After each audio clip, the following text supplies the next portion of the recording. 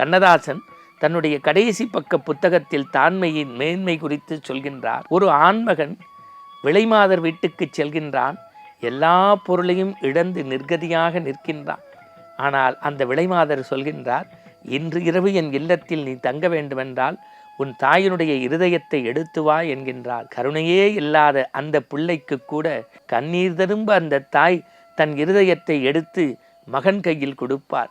அதை எடுத்து ஓட ஓட ஓட ஓடத் தொடங்குகின்றான். அந்த மனிதனின் காலின் கட்டை விரலில் கல் தடுக்கி கீழே விடுகிறது. ஐயோ என்று கதறுகின்றான். என் நேச மகனே, இப்போது கூட நீ ஐயோ என்றுதான் அழைக்கின்றாய்.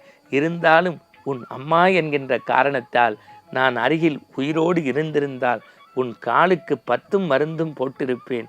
பாவியடா, நான் உயிரற்ற இதயமாக கிடைக்கின்றேன் என்று.